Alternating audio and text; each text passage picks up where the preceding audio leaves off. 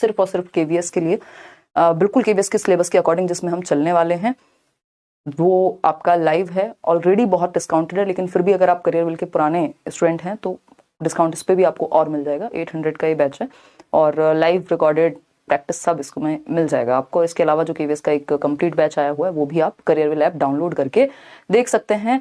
ये इसलिए भी बताना जरूरी है क्योंकि बहुत सारी fake websites, even Telegram channel का भी हम लोग ले रहे हैं एक्शन जिन पे ज़रूरी है, क्योंकि ये थोड़ा सा गलत हो जाता है, अनएथिकल है ये कि आप इस तरह से चीज़ें करें। फर्स्ट क्वेश्चन देखिए खैर, और 30 का टारगेट आज लेके चलिए। कम से कम भी 28 आपके आने चाहिए इस सेट में, जितनी तैयारी हम कर चुके हैं उसके बाद 30 भी आए तो कोई ऐसा नहीं है कि बहुत ही आश्चर्यजनक बात होगी। देखिए क्वेश्चन नंबर 1 कहता है, इसको शेयर कर दीजिएगा उन लोगों के साथ जो डेली पढ़ते हैं, क्योंकि अभी 1-2 दिन का गैप आया है। देखिएगा फर्स्ट क्वेश्चन क्या कह रहा है आपसे, ये कहता है कि which one of the following statement is correct with respect to development of children, यानी बच्चों के विकास के संबंध में निम्नलिखित में से कौन सा सही है।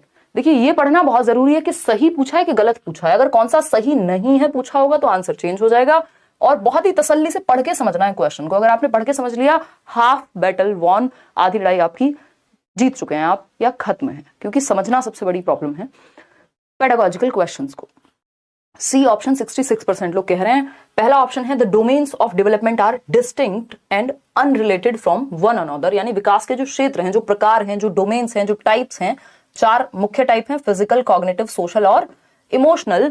ये क्या है, अलग थलग हैं, डिस्टिंक्ट हैं, अनरिलेटेड हैं, और ये हम बिल्कुल तुरंत पढ़ते हैं कि ये चारों रिलेटेड हैं, है ना। अगर दिल में दर्द है तो दिमाग पे भी जोर पड़ेगा, दिमाग पे जोर पड़ा हुआ है तो मन भी उदास होगा, शरीर अगर ठीक से काम नहीं करेगा, सोशली भी आप अच्छे से बिहेव नहीं कर पाएंगे। सारी चीजें इंटर रिलेटेड हैं, चारों डोमेन्स। हम ये नहीं कह सकते कि सुस्पष्ट हैं, अलग हैं और इनका एक दूसरे से कोई संबंध नहीं है। सुस्पष्ट का मतलब डिस्टिंक्ट है, अलग नहीं है भाई, क्या है, संबंधित हैं, अंततः संबंधित हैं चारों प्रकार।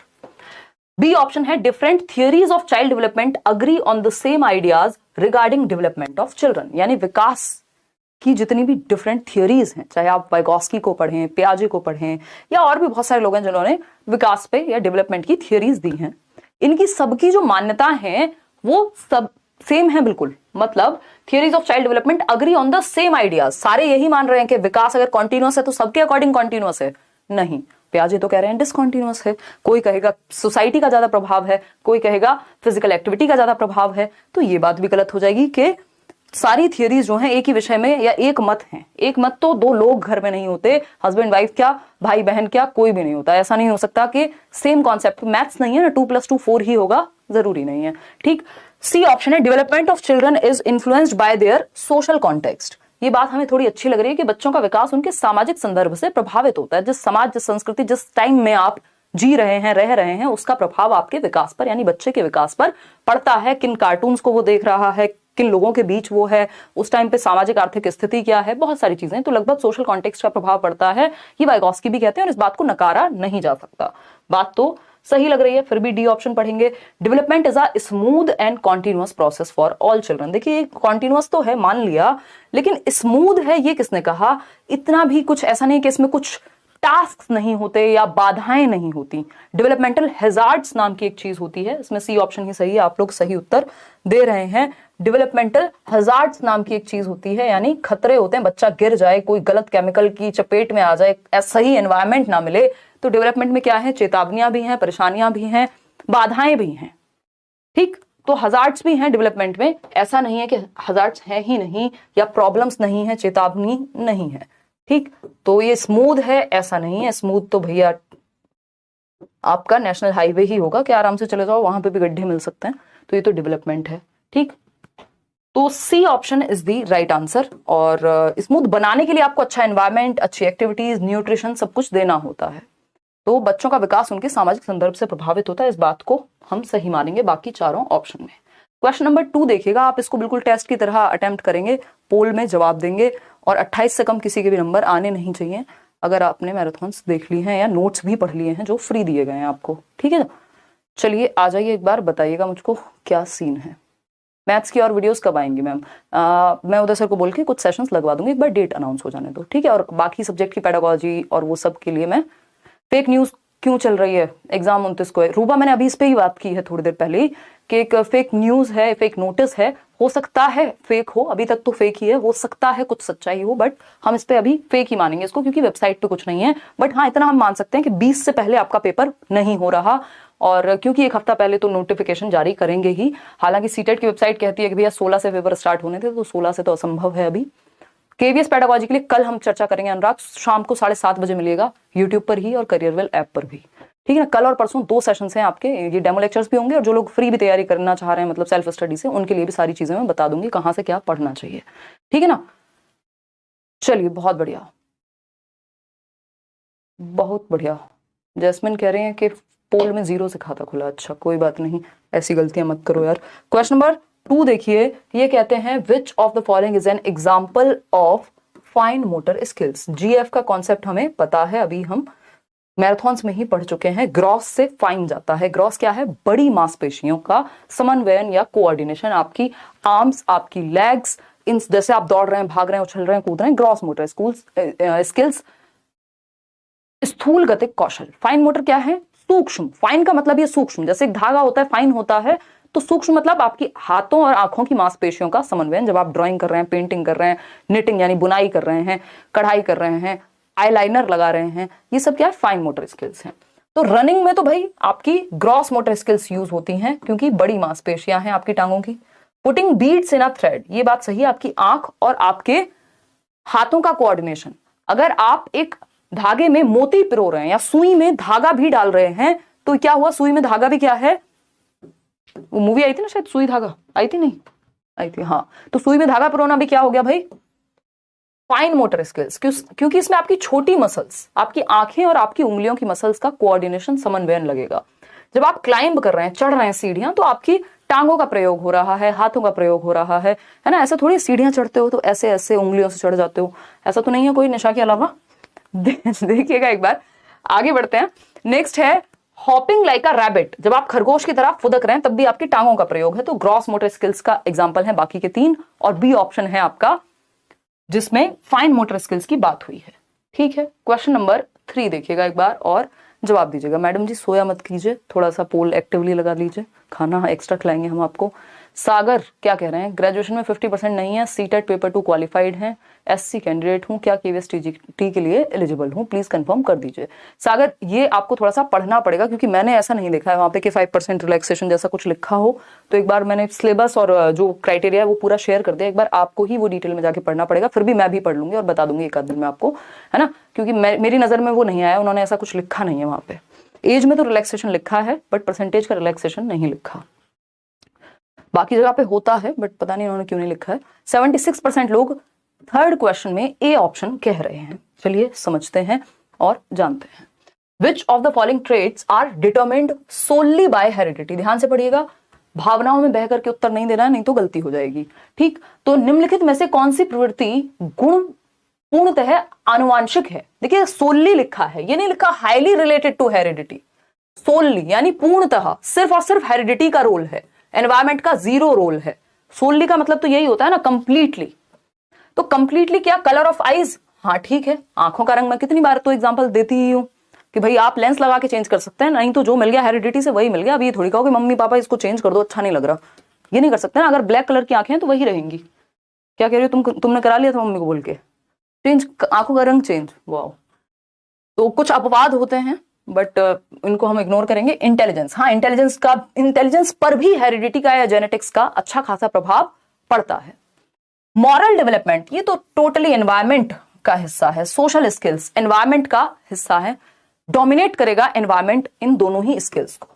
हेरिडिटी का बहुत मामूली रोल होगा यहाँ पे, ऐसा नहीं है कि नहीं होगा, but morals, ethics, social skills, किसके साथ कैसे बिहेव करना है, कहाँ कैसे बिहेव करना है, कौन से कपड़े पहनने हैं, झूठ नहीं बोलना है, ये लोगों की वजह से सोसाइटी में तो आप सीख रहे हैं। जानवरों के लिए क्या सही गलत है, वो तो बाय नेचर उनका जो है उस हिसाब से चलते हैं। तो अगर हम बात करें, इंटेलिजेंस भी सही होना चाहिए भाई, आपको नहीं लग रहा कि इंटेलिजेंस सही होना चाहिए? आप तो बहुत समझदार हो गए, है ना। ए और बी 20% ही लोग दे रहे हैं, बाकी के 69% लोग ए उत्तर दे रहे हैं, जो कि बिल्कुल सही है। यानी कलर ऑफ आईज पे 0 प्रभाव है। अगर हम बात करें एनवायरमेंट की, अगर आपकी आंखों का रंग ब्राउन है तो ब्राउन ही है वो, फिर एनवायरमेंट में आप चाहे उसमें कुछ भी कर लीजिए, चेंज नहीं होगा। लेंस लगाना, आंखों का रंग चेंज करना नहीं है, ठीक है ना। तो हम कहेंगे कि फर्स्ट ही सही है। सेकंड क्यों सही नहीं है? बुद्धि पर प्रभाव होता है, लेकिन मैंने शुरुआत में बताया था सोलली की बात हो रही है, यानी पूर्णतः। तो पूर्णतः नहीं, अगर एनवायरमेंट अच्छा नहीं मिला तो आपका जो बुद्धि का स्तर है वो थोड़ा तो इंक्रीज हो ही सकता है ना। एबिलिटी इंक्रीजेबल तो होती ही है, बेहतर तो कर ही सकते हैं आप। आईक्यू भी देख रहे हैं हर 10 साल में थोड़ा बेटर स्कोर आता है, ये जनरेशंस में देखें हम या हर 10 साल में देखें तो, क्योंकि रिसोर्सेज बढ़ रहे हैं। और अगर ट्रेनिंग की, एजुकेशन की बात करें हम तो वो बेहतर हो रही है, तो उस पर इंटेलिजेंस भी बेहतर होती है उसके साथ, ठीक। तो इंटेलिजेंस पे हेरिडिटी से ज्यादा प्रभावित है, लेकिन इंटेलिजेंस में एनवायरमेंट का भी अच्छा खासा रोल है। तो सोलली अगर लिखा है तो गड़बड़ है। अगर यहाँ पे हाईली रिलेटेड टू हेरिडिटी होता है तो फर्स्ट सेकंड दोनों हो जाते, लेकिन क्योंकि सोलली लिखा है, सोलली मतलब पूर्णतः, तो फिर तो कलर ऑफ योर आईज, ठीक है, ए ऑप्शन। या आपके बालों का रंग। आगे बढ़ेंगे, क्वेश्चन नंबर 4 देखिएगा और जवाब दीजिएगा पोल में। क्वेश्चन नंबर 4 कहता है, schools teach new behaviours and rules to children and expect them to act accordingly. यानी विद्यालय जो है वो बच्चों को नए व्यवहार सिखाते हैं कि भाई ऐसे खाओ, ऐसे बोलो, मे आई कम इन बोलो तब अंदर आओगे, है ना। और रूल्स सिखाते हैं और एक्सपेक्ट करते हैं उनसे यानी बच्चों से कि वो वैसे ही बिहेव करें। बात तो ठीक है। The school is acting as an agency of dash socialisation, यानी विद्यालय सामाजिकरण की कौन सी संस्था के रूप में काम करता है? एक क्वेश्चन आना ही है निश्चित रूप से। भाई सेकेंडरी है विद्यालय, S for school, S for secondary, तो एसएस का बॉन्ड है इनका। फैमिली प्राइमरी है, फैमिली जो है वो प्राइमरी है, पीएफ है, प्राइमरी फैक्टर है फैमिली, और सेकेंडरी है स्कूल, ठीक। सेकेंडरी है स्कूल, गॉड है। पहले आप कौन हैं ये समझते हैं, परिवार में कैसे बिहेव करते हैं, कोई आता है नमस्ते करते हैं, बेसिक चीजें आप परिवार में सीखते हैं, प्राइमरी फैक्टर हो गया या प्राइमरी एजेंट ऑफ सोशलाइजेशन हो गया। इंपॉर्टेंट स्कूल ज्यादा हो जाता है क्योंकि बहुत ज्यादा चीजें जो हैं आप स्कूल में जाकर के सीखते हैं, गेम कैसे खेलते हैं, कहाँ कैसे बिहेव करते हैं, कपड़े कैसे पहनते हैं, बहुत सारी चीजें आप स्कूल में सीखते हैं, तो सेकेंडरी है। अगर स्कूल के साथ नेबरहुड लिखा होता तो वो भी सेकेंडरी में आ जाता, तो नेबरहुड की अपने आप में कोई खास वैल्यू नहीं है, बट स्कूल हमेशा सेकेंडरी, प्राइमरी हमेशा फैमिली रहेगी। इतनी बात हमें ध्यान रखनी है। एनालिटिक और कंस्ट्रक्टिव का यहाँ कोई पॉइंट ही नहीं है अगर सोशलाइजेशन के कॉन्टेक्स्ट में देखें। क्वेश्चन नंबर 5 देखिए, लॉरेंस कोहलबर्ग के अकॉर्डिंग, यानी जो मॉरल डेवलपमेंट दिया है कोहलबर्ग ने, eight which level of moral development, यानी नैतिक विकास के किस स्तर पर does the child display good boy good girl orientation. देखिए हिंदी में स्तर और चरण में आप कंफ्यूज हो सकते हैं, बट इंग्लिश में पढ़ लीजिएगा कि लेवल लिखा है मतलब प्री कन्वेंशनल, कन्वेंशनल और पोस्ट कन्वेंशनल की बात हो रही है। 3 लेवल हैं, स्टेजेस लिखी हैं तो 6 स्टेजेस हैं, तो वर्ड्स के साथ बहकना नहीं है हमने, ठीक है ना।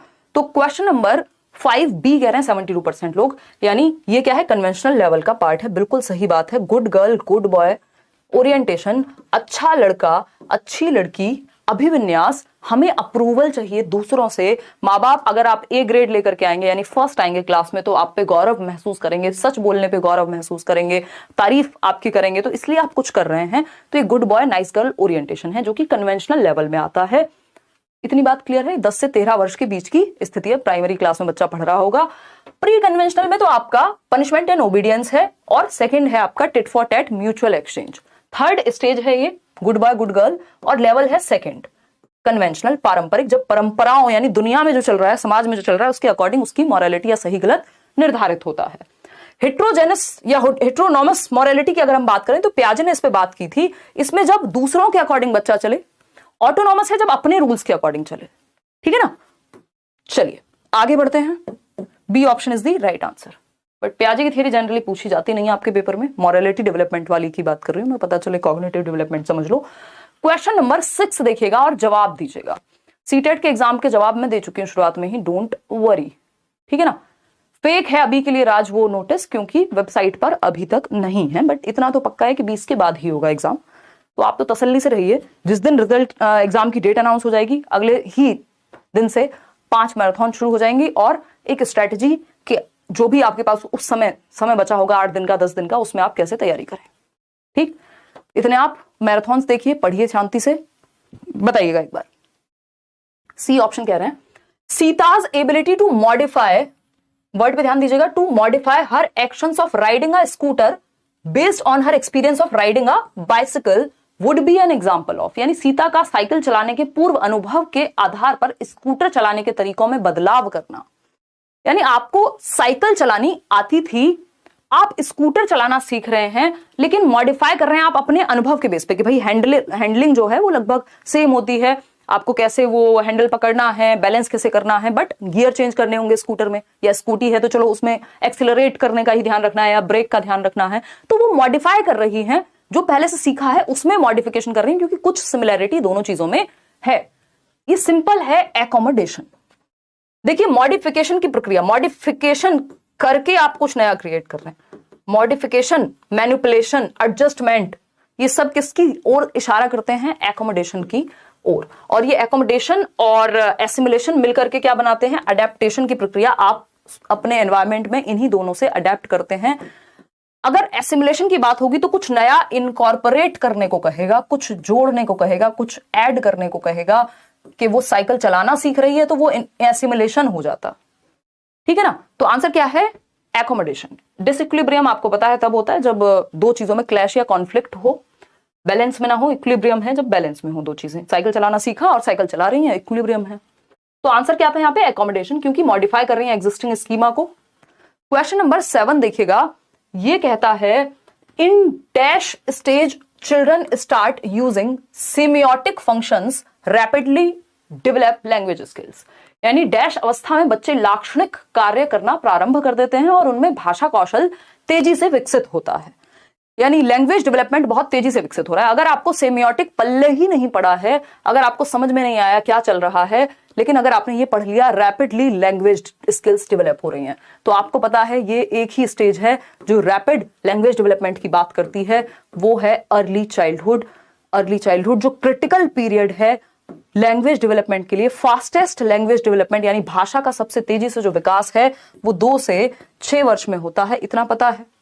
अब 2 से 6 वर्ष की जो स्टेज है, ऐसे पहुंचते हैं क्वेश्चन के आंसर तक अगर ना भी पता हो तो, ठीक, क्योंकि आंसर तो यही है, अलग से थोड़ी लिख के आना है अपनी तरफ से एस्से में। तो रैपिड लैंग्वेज डेवलपमेंट 2 से 6 वर्ष में होता है अर्ली चाइल्डहुड में, और 2 से 6 वर्ष के आसपास की स्टेज कौन सी है पियाजे की? प्री ऑपरेशनल स्टेज है ना। 71% लोग सही दे रहे हैं, बट सभी को सही देना था। ये 2 से 7 वर्ष की अवस्था है। अब आप कंफ्यूज क्यों हुए? क्योंकि यहाँ पे सिमियोटिक फंक्शन से लिख दिया था। भाई अगर उत्तर नहीं भी पता है पहुंच तो सकते हो, बाकी के, क्योंकि सब कुछ पूरा सिलेबस आपस में जुड़ा हुआ है, बच्चे के बारे में बात हो रही ना एज अ होल। तो अगर हम बात कर रहे हैं यहां सिमियोटिक फंक्शन का सीधा मतलब है सिंबॉलिक स्टेज है, सिंबल्स और साइंस के थ्रू सीखना, उनको समझना। अभी मैंने लास्ट टाइम जब हम बैच में कर रहे थे, मैंने आपको green light, red light, yellow light सब बना के दिखाए थे कि सिंबल्स के थ्रू बच्चा सीखने लगता है कि अच्छा येलो लाइट है, वेट करना है, ग्रीन लाइट है, अब पापा चले जाएंगे स्कूटर लेकर के या जिस भी व्हीकल में वो दोनों बैठे होंगे बच्चे और पापा, तो वो सिंबल्स को देख करके, रेड लाइट है तो रुकना है, या ए फॉर एप्पल होता है, तो लैंग्वेज के माध्यम से, सिंबल्स के माध्यम से बच्चा सीखता है। सिंबॉलिक स्टेज इसको कहते हैं, सेमियोटिक भी इसी को कह रहे हैं हम। थोड़ा सा शब्दों का फेरबदल है, वोकैब में परिवर्तन किया है, घबराना आपने नहीं है। इंग्लिश पेडागोजी को कैसे इंप्रूव करें? मास्टर जी एक तो मल्टीपल रिवीजन्स लीजिए, वो जो मैंने आपको नोट्स दिए हैं, और अभी मैं कुछ क्वेश्चंस भी प्रैक्टिस कराऊंगी, मैराथन सेशन भी लूंगी, ठीक है, डोंट वरी, नए पैटर्न के हिसाब से। तो प्री ऑपरेशनल 2 से 7 वर्ष, सिंपल आंसर है, इसमें कुछ ऐसा है ही नहीं जिसमें हमें समस्या हो। आगे बढ़ेंगे क्वेश्चन नंबर 8। क्वेश्चन नंबर 8 क्या कहता है? क्वेश्चन नंबर 8 कहता है in dash a teacher and 2 to 4 students, यानी 2 से 4 बच्चे और एक टीचर हैं, फॉर्म अ कोलैबोरेशन ग्रुप, यानी सहयोगी ग्रुप बनाया जिसमें साथ में बैठ करके सीखेंगे, and take turns leading dialogues on the content of a text passage.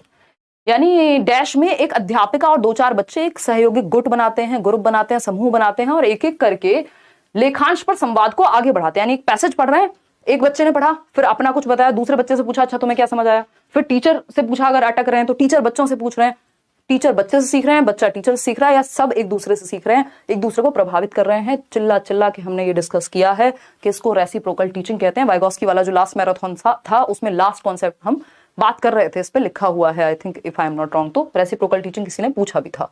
तो रेसिप्रोकल टीचिंग होता है परस्पर शिक्षण या अन्योन्य शिक्षण, यानी बच्चे टीचर से डायलॉग कर रहे हैं, क्वेश्चन पूछ रहे हैं, प्रेडिक्ट कर रहे हैं, समराइज कर रहे हैं, एक ग्रुप में बैठ करके टीचर और बच्चे इन्वॉल्व हैं। रेसिप्रोकल का मतलब ये एक दूसरे को प्रभावित करते हैं, सीखते हैं एक दूसरे से। स्कैफोल्डिंग तो हेल्प होती है, यहाँ पे ये नहीं लिखा कि बच्चा जहां अटक रहा है वहां हेल्प मिल रही है, नहीं, ग्रुप में एक दूसरे से सीख रहे हैं। समझे कि नहीं समझे? समझ गए होंगे। डिस्कवरी लर्निंग होती है जब आप डिस्कवर कर रहे हो, बच्चों को आपने एनवायरनमेंट दिया हो जहां वो खुद से कुछ एक्टिविटी करे। प्रोग्राम्ड इंस्ट्रक्शन होता है कि आप बेसिकली, ये आपसे पूछा नहीं जाता है सीटेट में, ये स्किनर ने ही इसके बारे में बात की थी कि आप कंप्यूटर पे या कोई भी एक प्रोग्राम बना हुआ है उसमें आप एक सीढ़ी पार करते हैं, थोड़ी हिंट मिलती है, फिर नेक्स्ट पे पहुंच जाते हैं। क्वेश्चन नंबर 9, क्वेश्चन नंबर 9 देखिएगा, जवाब दीजिएगा। क्वेश्चन नंबर 9 कहता है which of the following technique has been proposed by Lev Vygotsky for teaching primary school children, यानी वाइगोस्की ने कौन सी पद्धति, कौन सा मेथड, कौन से तरीके को कहा है प्राइमरी स्कूल के बच्चों को सिखाने के लिए। फटाफट से बताएंगे। Thank you so much all in one Nitya, आप सभी भी बेहतरीन बने, और लाइक शेयर करना आप लोग भूल जाते हैं, वो भी आप कर दीजिए। 24,426 लोग हम जुड़े हुए हैं, 8,400 लोगों ने लाइक किया है, तो एक बहुत ही बड़ा गैप है, कोई बात नहीं। बट जी मेरी तबीयत जो है, क्योंकि इतने टाइम से क्लासेस चल रही हैं, फिर ऐप पे भी क्लासेस होती हैं, ऑफलाइन है नॉल करके, थोड़ी सी एनर्जी डाउन है, बट मजा बहुत आ रहा है। मैं तसल्ली से डिस्कशन करूंगी, जिसको जल्दी हो वो अपनी स्पीड बढ़ा के देख लीजिएगा, है ना। देखिएगा, देखते हैं। तो प्राथमिक विद्यालय के बच्चों को पढ़ाने के लिए लेव वाइगोस्की कौन सा तरीका बेस्ट मानेंगे, जहां पर पाड़ या ढांचा या स्कैफोल्डिंग या टेम्परेरी हेल्प मिल रही हो, इंस्ट्रक्शनल स्कैफोल्डिंग, इंस्ट्रक्शन दे रहे हैं, टीचर पढ़ा रहे हैं क्लास में, जहां जरूरत पड़ रही है वहां मदद भी दे रहे हैं, सही बात है। रीइंफोर्समेंट तो बिहेवियरिस्टिक पॉइंट ऑफ व्यू है, जिसकी बात थॉर्नडाइक ने सबसे पहले की एजुकेशन में, या फिर हम बात करते हैं स्किनर के संदर्भ में ये बहुत यूज हुआ है, तो ये तो आपको पढ़ना ही नहीं है सीटेट के लिए। इक्विलिब्रेशन प्याजे बात करते हैं, वाइगोस्की की कहां से बात आ गई। प्रोग्राम लर्निंग अभी बताया, स्किनर बात करते हैं। तो एक ही बात है जो वाइगोस्की की तरफ लेके जा रही है कि भैया ये टेम्परेरी हेल्प, बच्चों को हिंट देना, क्यूज देना, एग्जाम्पल्स देना, उन सब में वाइगोस्की की बात हो रही है। लास्ट वाली क्लास की है भाई, बिल्कुल यूट्यूब पे है वीडियो, क्यों नहीं है, काहे चिंता करते हैं। चलें आगे बढ़े। क्वेश्चन नंबर 10 देखिएगा एक बार। क्वेश्चन नंबर, ओहो हो, ज्यादा आगे चले गए, ज्यादा आगे भी नहीं जाना जीवन में, थोड़ा थोड़ा आगे चलना है एक बार में। क्वेश्चन नंबर 10 देखिए, ये कहता है in the context of progressive education, John dewy को याद कीजिए, जॉन डीवी, है ना। प्रगतिशील शिक्षा के संदर्भ में कौन सी एक बात करेक्ट है या सही है, विच स्टेटमेंट इज करेक्ट, बताइए। पहला ऑप्शन है students with low ability should be ignored. भाई progressive education child centred education को ध्यान में रखती है, बच्चे को सेंटर में रखने की बात करती है, जग एंड मग मॉडल की बात नहीं करती। जग एंड मग मॉडल क्या है, टीचर एक जग है, जो बच्चा एक मग है छोटा सा, उसमें भर रहा है। जैसे मैं आपको चाइल्ड सेंटर्ड में एक डायग्राम दिखाती हूँ ना, कि खाली बर्तन है, बच्चा उसमें टीचर भर दे, ये बेकार की बातें हैं, ये चाइल्ड सेंटर्ड एजुकेशन के हिसाब से नहीं चलती। तो बच्चे की एबिलिटी को आप इग्नोर कर दें, लो एबिलिटी वाले बच्चे को ना रखें, नहीं भाई, हर एक बच्चे को आपको इंक्लूड करना है। चाइल्ड सेंटर्ड का मतलब यह बच्चे की एबिलिटीज या नीड्स के अकॉर्डिंग आप एजुकेशन दे रहे हैं।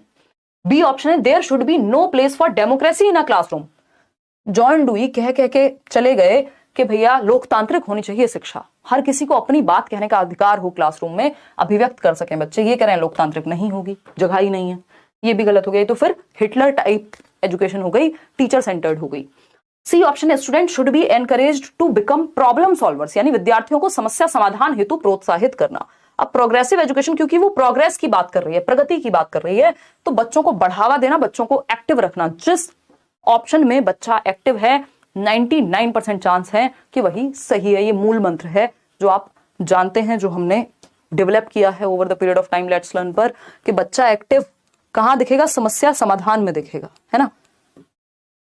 सही बात है, प्रॉब्लम सॉल्वर्स होते हैं बच्चे चाइल्ड सेंटर्ड एजुकेशन में, प्रोग्रेसिव एजुकेशन में। डी ऑप्शन क्या है, the classrooms should be primarily text book centred. भाई बच्चे को सेंटर में रखना है, एक्टिविटी सेंटर्ड होती है, और टीचर और बच्चे दोनों एक्टिव होते हैं, both are active in progressive और चाइल्ड सेंटर्ड एजुकेशन।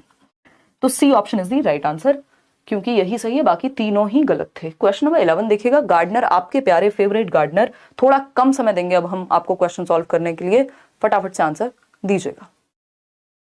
मैम कभी पंजाब आओ, आएंगे, देश भर घूमेंगे, मिलेगा समय, सारे काम करेंगे, डोंट वरी, है ना। अभी पढ़ा लें, अभी और जोश बाकी है, तो ये सब चलता रहे, सीखते रहेंगे, सिखाते रहेंगे, आएंगे। दिल से दिमाग से रिटायर्ड हैं, बट क्या करें, मजा आता है इस काम में। हंस रही हो, seriously, don't you know this. मैं कब का रिटायरमेंट ऐसे घोषित कर चुकी हूँ अपने दिमाग में, 1.5-2 साल हो गए लगभग।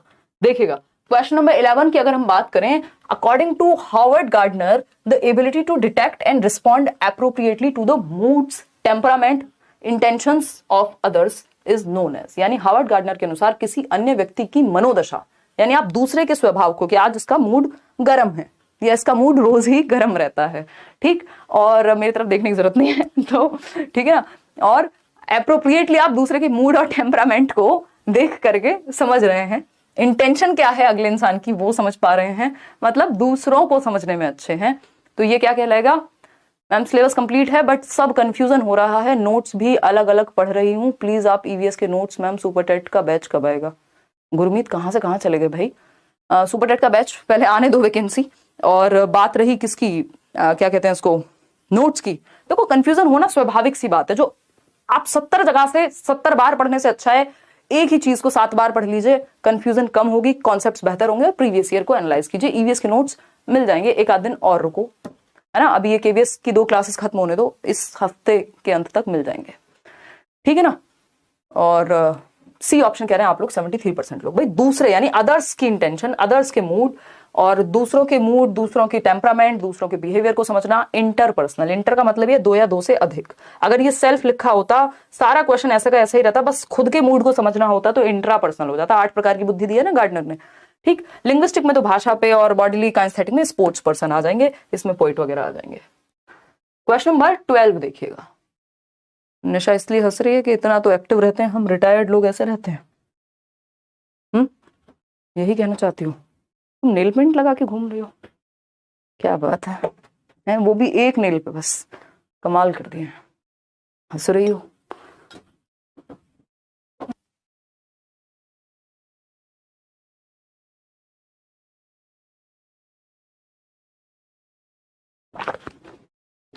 देखिएगा बी कह रहे हैं 97% लोग, भाई आपको तो क्वेश्चन सॉल्व हो पा रहे हैं अब आपसे। Which of the following is reflected in the statement of a father to his son, don't cry like a girl, you are a boy?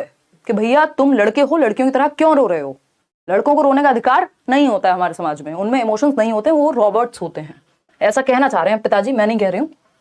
तो ये जो बात है ये सीधा सीधा जेंडर स्टीरियोटाइपिंग को रिफ्लेक्ट करती है, लिंग रूढ़िबद्धता है समाज में, वो चीज इतने लंबे समय से चली आ रही है कि उसको सच मान लिया गया है, या मान लिया गया है कि ऐसा ही होता है, लड़कियों की तरह क्यों रो रहे हो, पिंक कलर क्यों पसंद है, तुम तो लड़के हो, है ना। तो जेंडर स्टीरियोटाइपिंग है ये, साफ साफ आइडेंटिटी नहीं है ये कोई, ठीक, कॉन्स्टेंसी नहीं है कि बच्चे को समझ आ गया हो कि मैं जेंडर को ऐसे चेंज नहीं कर सकता जैसे कपड़े बदल सकता हूं। इक्वालिटी की तो यहाँ दूर दूर तक बात नहीं है।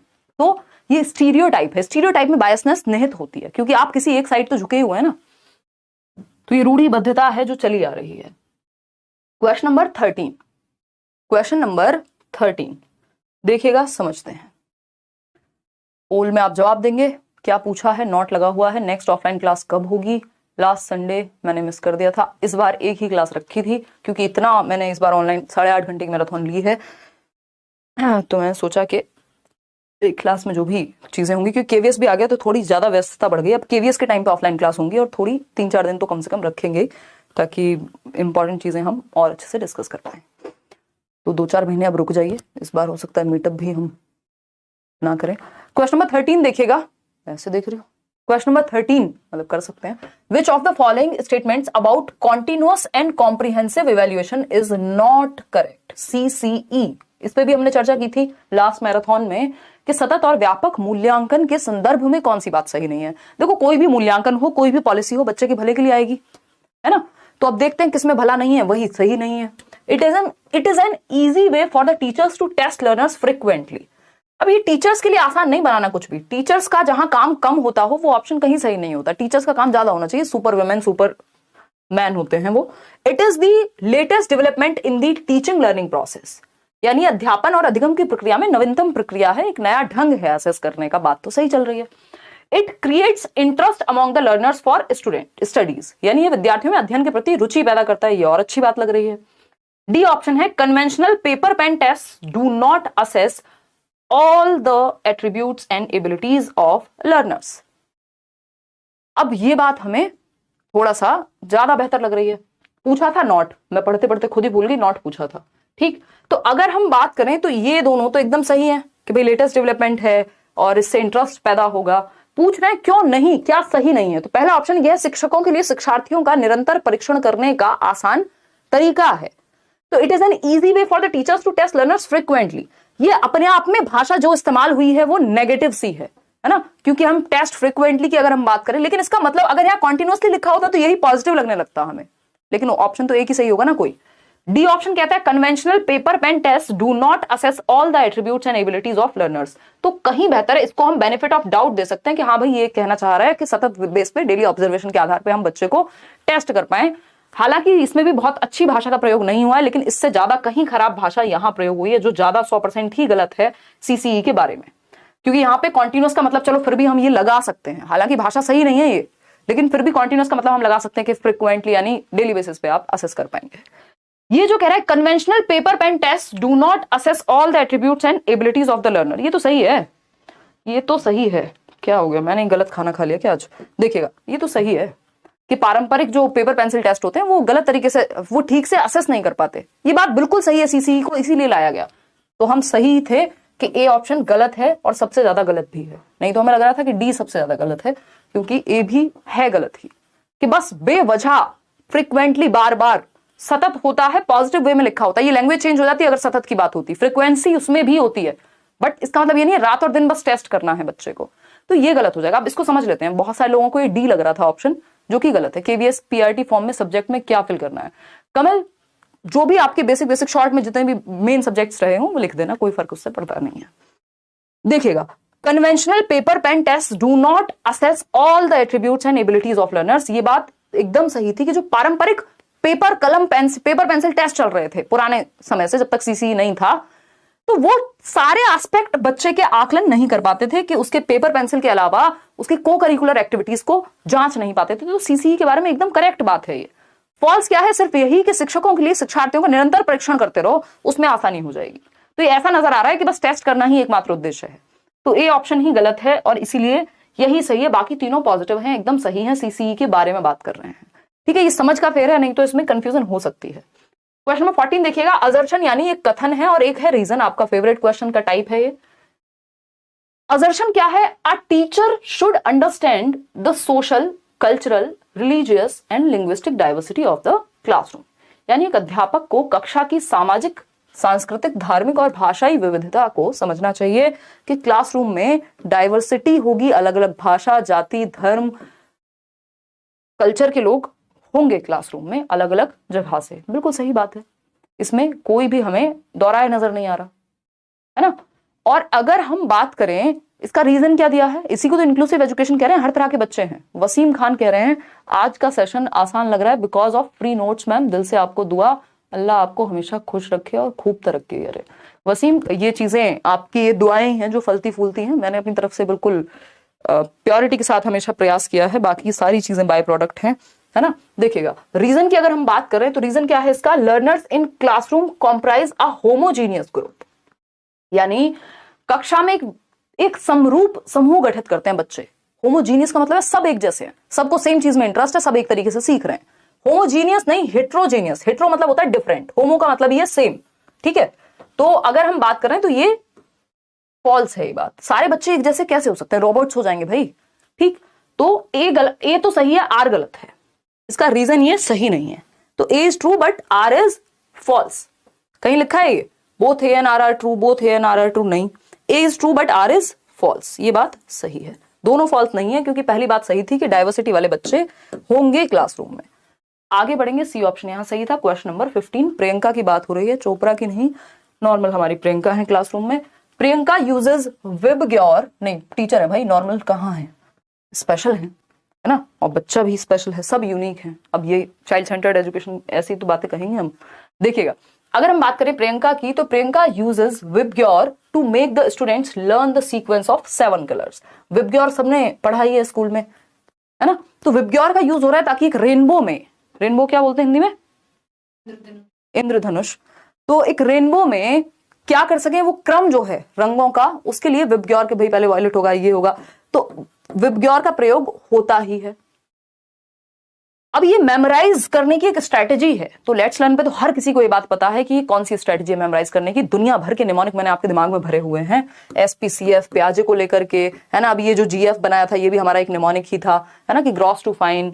अगर हम बात कर रहे हैं दुनिया भर के, मतलब जिसकी हद नहीं है, इतने सारे आपके पास, सोसाइटी, कल्चर, लैंग्वेज, एससीएल, अगर हम वाइगॉस्की की बात कर रहे हैं, आप कोई भी चैप्टर बताइए, मैंने आपको एक ना एक निमोनिक दिया हुआ होगा। जैसे सीसीएल मैंने आपको उसका चाइल्ड सेंटर्ड का बताया हुआ है कि बच्चा क्यूरियस होगा, क्रिएटिव होगा, लर्निंग एबिलिटी रखेगा, तो निमोनिक क्या एक टेक्निक है सीखने की, याद रखने की, कि आप ये सीक्वेंस याद रख पाएंगे। जैसे SPCF, sensory motor pre operational, concrete operational, formal operational, ये क्या है, एक टेक्निक है याद रखने की।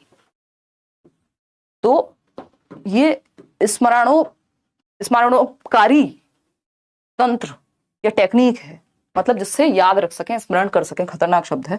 डिस्ट्रीब्यूटेड प्रैक्टिस, ये सब तो बनते ही नहीं है।